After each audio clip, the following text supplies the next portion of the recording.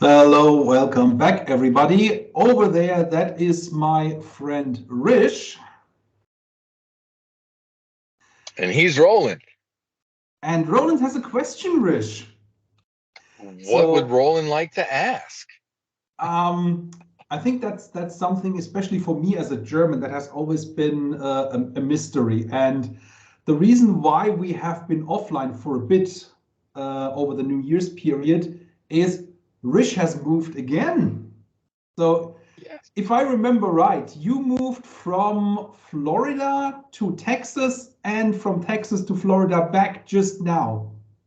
Um, Not quite. That is a very condensed version, but over the last 19 years, because of my previous employer and my job, I lived in 34 states and two countries. So I actually moved from Florida to Alabama to Texas back down to Florida, but we have big news at the Rish household. I have left my previous post and I will no longer be traveling for a living. So we have the seedlings of some roots put down into one of the places that I had previously had been paid to live at. So now we are living here on our own dollar, and I'll be starting a new post with a new country, or excuse me, with a new company very shortly. So I think I'm done moving for a while. Well, the reason I'm asking and the reason I would want to know more is I am a really bad example for a German because I moved from I moved within Germany, which is normal, yeah, and I No, didn't move. Goebbels was a horrible example of a German. You're I, okay. well, I moved like 25 miles, 40 kilometers or so from my hometown. I mean, when I was little, we moved around because my dad, just like you, he is a police officer, and as a young police officer, you get sent around quite a bit. So Just to specify to the area our viewers, I am not a police officer, but police officers also move. Just to clear yeah, that up, I am not involved in law enforcement. good. Yeah, so no, that was my first move, and like 3 years later, I moved to the UK with my then fiance, now wife, and we lived there for 6 years. Then Now, we when moved, you moved, was the UK part of the EU? yeah. So Okay. that was relative. It's basically how I imagine how you're moving in the States. You pack your stuff, you move across state lines. No one's bothering you, and here you are. Yeah, and Not quite, actually. not quite. Okay. Okay, so Germany is a state, Yeah. France is a state. Yeah. They both have different laws. Yeah. America is technically 50 different states. Yeah. So, yes, it is very easy to travel from one state to the other, but as soon as you hit the border, the state laws can vary extreme, extremely different from the state that you just left to the state that you just went. A couple of quick hot topic examples: abortion, gun ownership, hunting. Traffic laws typically are universal throughout our nation, but there is huge differences that the state laws, because there's 50 states. So you can equate it to America, the EU, both are made up of states. Yeah. You have to respect the local government's laws, or else Absolutely. you will be in a lot of trouble very quickly. Oh, indeed. I mean, from I know there is federal law and then there is state law in the And US, and there's a huge discussion, and honestly, it's not a discussion, it's turned into a confrontation about which one trumps the other one in America. Depending on the region, you believe that your state laws trump the federal laws because you are a nation of states in a union. And the states that are more aligned politically and ideologically with Washington, D.C., tend to favor that the federal laws will trump the state laws. So that's actually an extremely complicated issue in this country. we have something similar in Germany and the EU. So basically, every community has its own laws, the community law. Yeah. Well, see, Then we we have have, federal, state, yeah, then you have county. county, then you Yep. have municipality. Same thing in Germany. We have county, then we have the region, the states that form Germany, then we have German law, and basically the higher you go. So basically, municipality law is overruled by county law. County law is overruled Question. by Does state. Germany have states or provinces? What's the difference in your terminology? Okay, so for instance, in America, we have states. So each state is, depending on how broad your paintbrush is, they're independent nations to a certain extent. Mexico is the same way. But from my time living in Canada, they have provinces. A province is not the same as a state.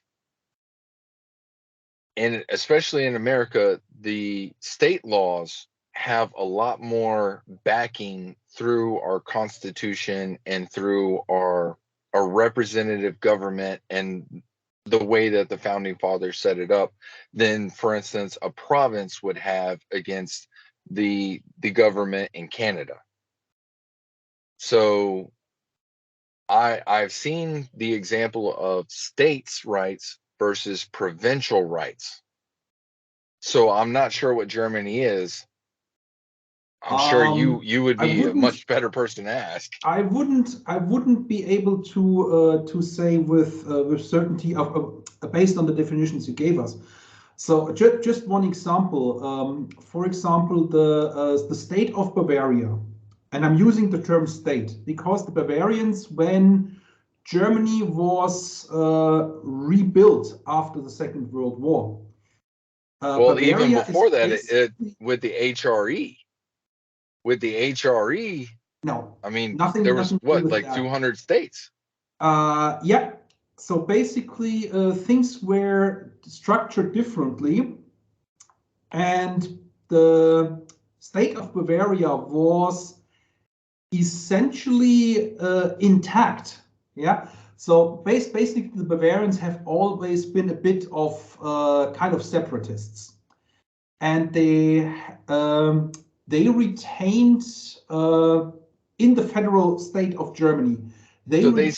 self-identify as themselves I would say they more than they identify identify as Germans. first as Bavarians, Okay. especially in the more rural regions. And they were adamant when Germany was reconstituted after World War II that every state has its own constitution, and the Bavarian constitution states that they can elect any kind of government they see fit, whether it's a democratically elected parliament or a king. So, and Bavaria is, if I remember right, the only kingdom, officially, Bavaria is a kingdom in the federal state of Germany. So, But it's the but only one. yeah, I think the Saxonia is not a kingdom, it's a Saxony or grand duchy, I Saxony? think. No, Saxony would be UK, yes. No, Saxonia. Okay. Not Saxons. But this is where the Saxons are from. But yeah, I mean, we are moving from A to Z in a very far thing. So essentially, It's what I know pronounced Z. with X. No, just Z. Okay, got you. What I know, state law, the most significant differences is, as you said, abortion, guns, and alcohol. So those are the Alcohol, especially. So I am a Southerner. I am from the South. Our our ideas have been shaped from a long history, and this involves religion. So the alcohol laws in the South are extremely complex, and they go down to municipalities and counties, much more so than the rest of the country, because like the area that I'm from is called the Bible Belt, and they were leading the charge on prohibition, things like this. So that is a great point. The alcohol laws, the abortion laws, and the gun right laws, I would say were currently are the three biggest differences from where I live versus the rest of the nation, because there is such a discussion, there is such animosity on both sides, and there's people willing to fight, and politically, not in the street, but well, some there too, the more yeah. extremists. But those America is a very diverse place, but we have that luxury because we are isolated in a sense that we're surrounded by oceans and and friendly borders. Some Yeah. could argue that the Mexican border isn't so friendly. I don't think anyone's arguing the point that the Canadian border isn't a secure and friendly border, but other places in the world have so much more close to them. We're on the other side of the world, and technically we border more than two countries, but really in line of actual control, we border two countries. So our politics, our isolation is very easy, where we're afforded the right to to really just see what happens here. Other places, as I'm learning in Europe, there's so much more history. There's so many more borders. Things are so much more condensed as far as ethnic groups, ideology, borders, things of this nature, to where the conversation is so much different. Yeah. But in America, I can drive 3,000 miles. You can do the conversion for kilometers, but from where I'm at right now, I can drive 3,000 miles and still be in my country. Yeah. I mean, to pick up on that is when I moved to the UK, I am literally the first in my county and one of the first in the whole of Germany that basically went over, but keeping my residency right, including my social rights in Germany for a prolonged period of time. So what normally happens is when you move within the EU, within 3 months, you need to be independent from any government money. As in, you can't go, well, as a German, I can't just move across the border and tell the French government, here I am, how much money are you paying me? Yeah. And in terms of Subsidies. social security, the French will just tell me to fuck off, plain and simple. Well, and rightly So, so. and well, there is this thing, my, well, it's a bit of a different debate. So in general, I would say between France and Germany, it doesn't matter where you pay into the social security. The two countries are fairly even in terms of living standard, in terms of taxation and social security. But when you are going to the fringes or to the south, you will have changes in the social network, in the social construct.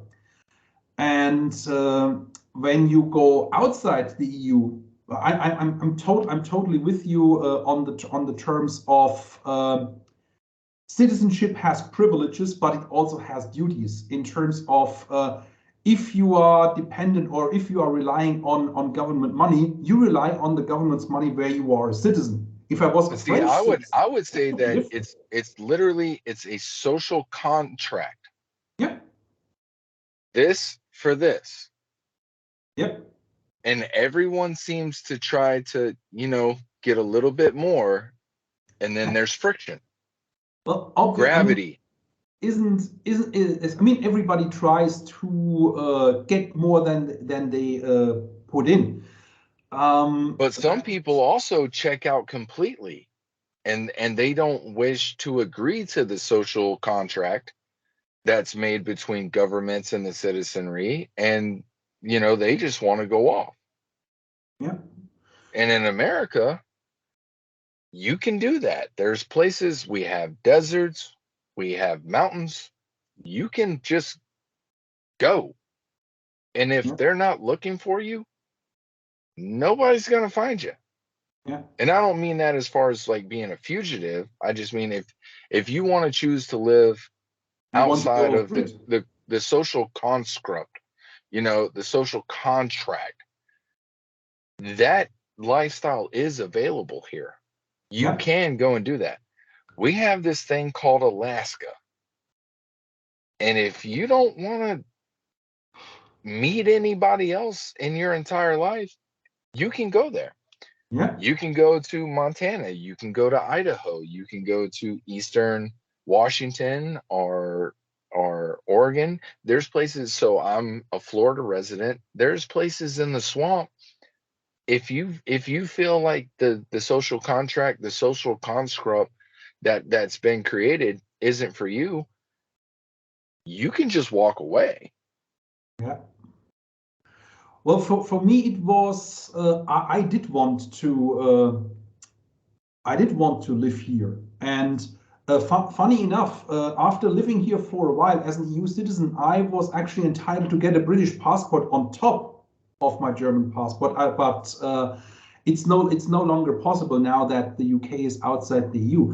But the point is,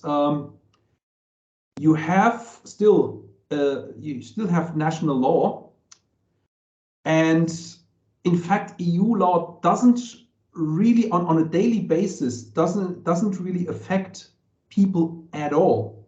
So I made the calculation for the heart of understanding. You are paying literally as a British citizen. You paid literally after all the discounts and everything 80 pound. That's about just over $100, I would say. About 110. Yeah. And you had no border checks. You can order anything from anywhere in the EU and it will be sent basically at domestic rate. So there is no, you can even order food abroad and it will be transported without being stopped and inspected at the border because we all And you produce to the same didn't have standards. the queues at the tubes. Yeah. I mean, uh, the only right now, what we are missing out in economic value per person is way more than 200 pounds per person. And so economically, it's a stupid decision, and nobody is going to come to save our economy if we don't do it ourselves. But that's just another point. Um, I am totally with you in terms of if you live in a place, you should be contributing to the social network around you. Yeah. and not just well, here I am. What you gonna give? What you gonna do for me? No, Yeah, if you drive on the roads, if your kids go to the schools, you should be contributing to the system because you are exactly. benefiting from said system. Exactly. I mean, I couldn't put it any better. And what is really missing when you compare the EU to the US is a common identity as European and a common political identity of people. There is still too much thinking in terms of I'm a German, I want the best for Germany. I'm French, I want the best for France. There is no thinking in terms of if we want to be competitive at the world stage, we need to act as one European Union, and unfortunately, that is not forthcoming. And I believe one of the reasons is that. In the run-up to the financial crisis, several laws were passed that I, as a German and as a European, vehemently disagree with. Not in terms of I don't want to have these kind of laws at all in the country or in the EU that I'm living in, but laws were passed that require a much more established political unity and identity, which has not been forthcoming. And like I said, one of the reasons I believe is that we have been forced into a fiscal union. Basically, rich EU states pay for the poor EU states without any real ability to enforce how do I say that? Accountability. No, but for example, let's just say you have a country that is spending more than they have revenue, so the EU bails them Oh, out. I'm familiar with that. You're familiar with that. Yeah. Well, so basically, you bail them out, but there is no way in hell that you can do anything if that country does not fulfill its obligations in terms of repayment. So in other words, you can't kick anyone out of the EU. So this is one of the things I've been discussing with a lot of British friends, and I said, well, why would the EU want you back? Truth be told, there were many instances where the EU was actually not happy that the UK had a vote and had a say in terms of how the EU should be managed. Now that the UK is out, a lot of things are speeding up. For example, the first thing that comes into mind is our trade agreement with India.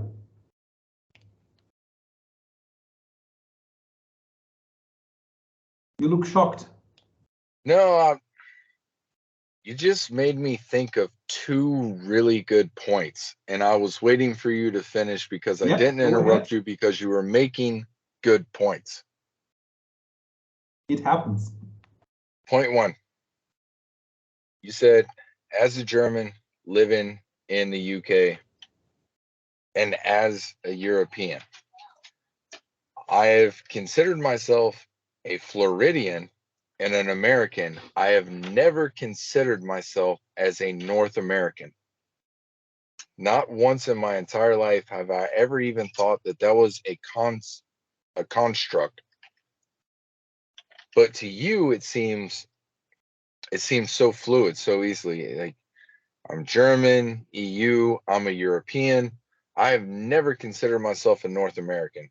And I think that's interesting because those are very different viewpoints. And then you brought up the poorer countries in the EU that are being propped up by the richer countries, and that made me think of the US dollar. The US dollar hasn't been on the gold standard for, I don't know, Google it, 100 years.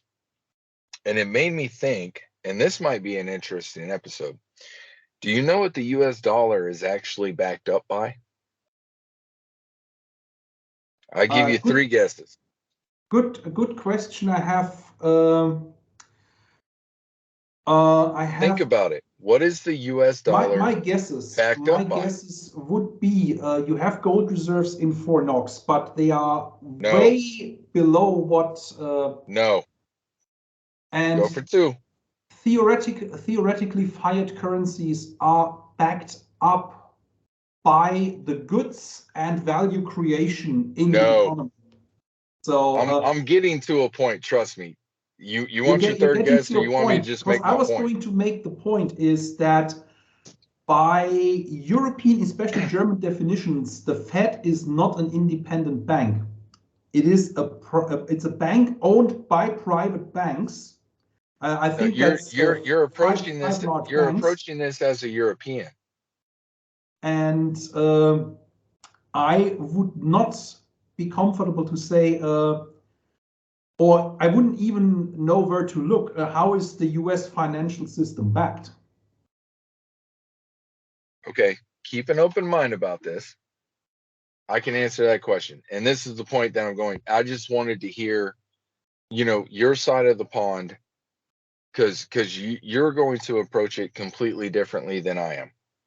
The US currency is backed up by one thing and one thing only: the US military.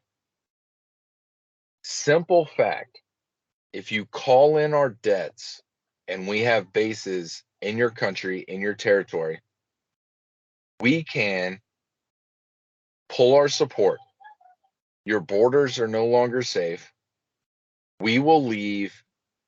And now what is your debt worth? If the US cannot put troops on the ground, which we have a system to put troops on the ground anywhere in the world within 24 hours. That is what the American dollar is backed up by. The fact that if you rely on us for support, or if anyone who owes money trades with a company that relies on us, the US, for security, we can pull our support at any time.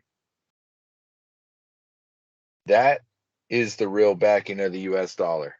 And I would love to hear your thoughts about that.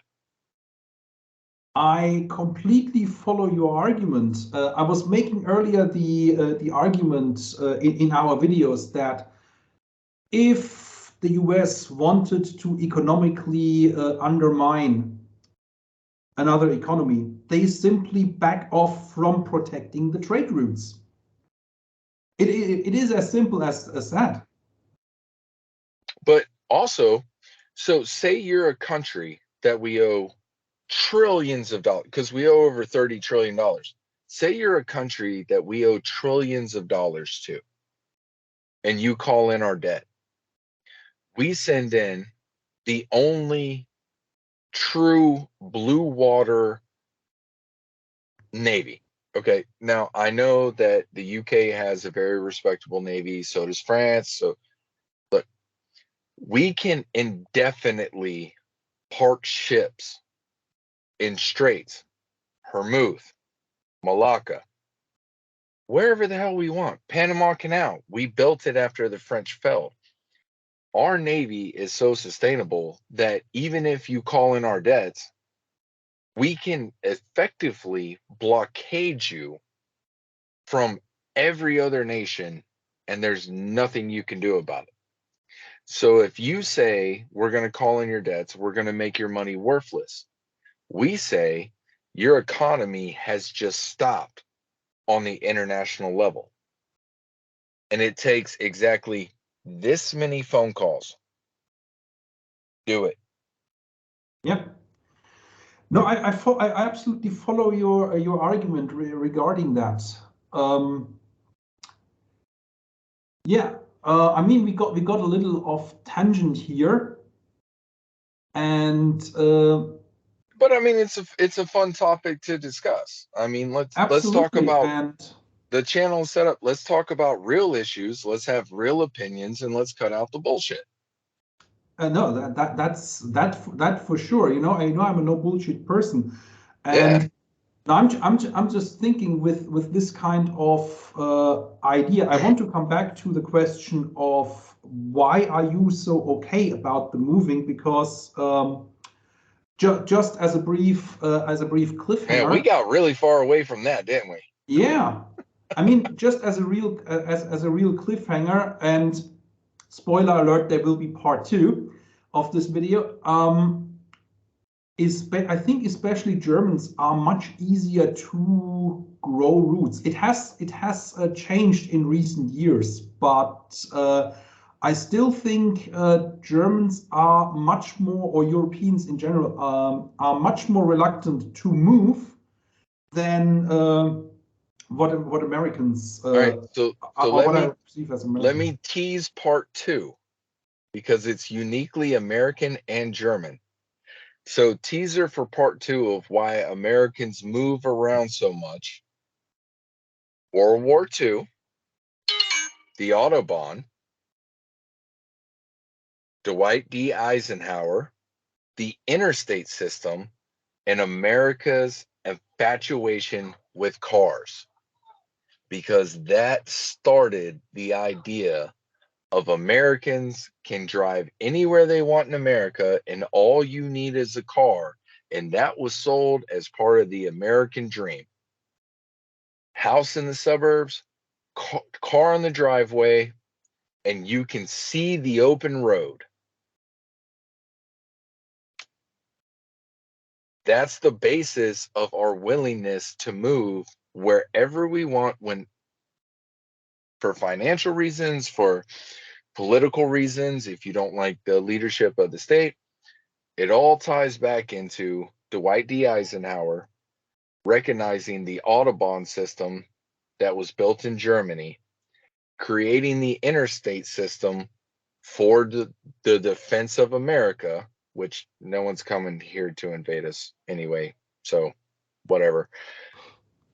But it allowed Americans, all you needed was a Ford dealership, $3,000, and you could go anywhere in the country and see anything you want. And we propagated that, we promoted that, we influenced it, we made it an American institution to travel. And there's your teaser for part two. And I couldn't come up with a better stopper. So that was Rish with the words of wisdom today. I was rolling. And we all gonna see you very soon on the next one. Part two.